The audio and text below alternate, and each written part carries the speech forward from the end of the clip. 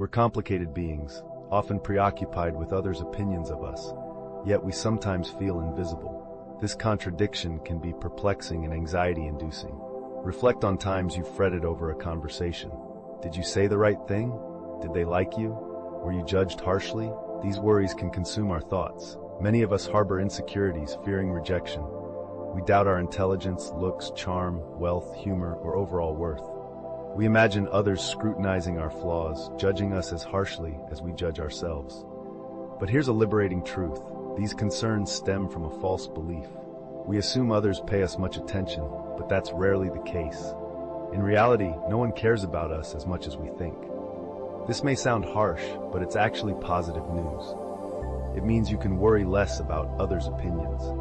Most people are too engrossed in their own lives and insecurities to focus on you. Consider your daily interactions. After an awkward chat with a coworker, what do you dwell on? Likely your own behavior, words, and perceived awkwardness. You probably don't spend much time analyzing your coworker's actions unless they directly impact you. Now, let's reverse this scenario. People often worry about how they come across in social situations, but it's important to remember that your coworkers are likely doing the same. They're probably thinking about their own actions and words, not focusing on you. Everyone is mainly focused on themselves, so they don't pay much attention to what others are doing. This includes those small awkward moments you might have, like feeling uncomfortable during a lunch conversation. We often think others are closely watching and judging us. In reality, they're too occupied with their own thoughts and concerns. We tend to believe we're separate entities and that others are constantly evaluating our flaws and mistakes. However, the truth is most people aren't scrutinizing us as much as we think. We are often our own harshest critics, seeing our flaws more clearly than anyone else does. There might be exceptions, like a particularly critical coworker, but generally, people aren't as focused on our faults as we are. This idea also touches on the concept of selfishness in human nature.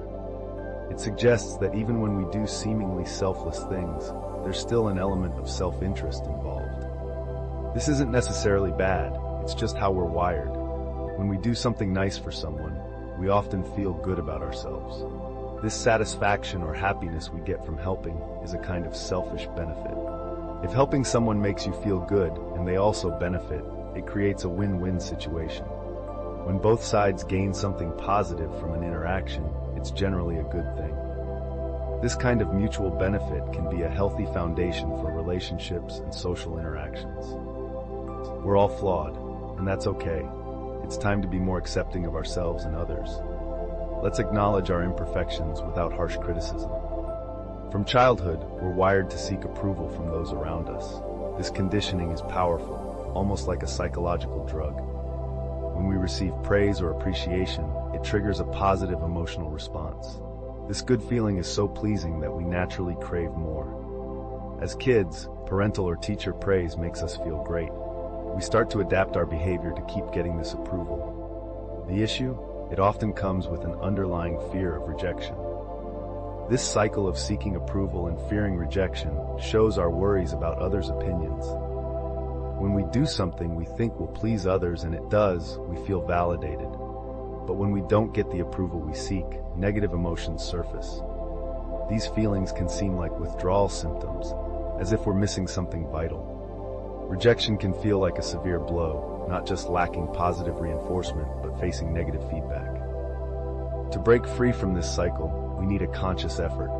We must recognize that our worth isn't determined by others' opinions. It's crucial to develop self-acceptance and inner confidence. Remember, true happiness comes from within, not from external validation.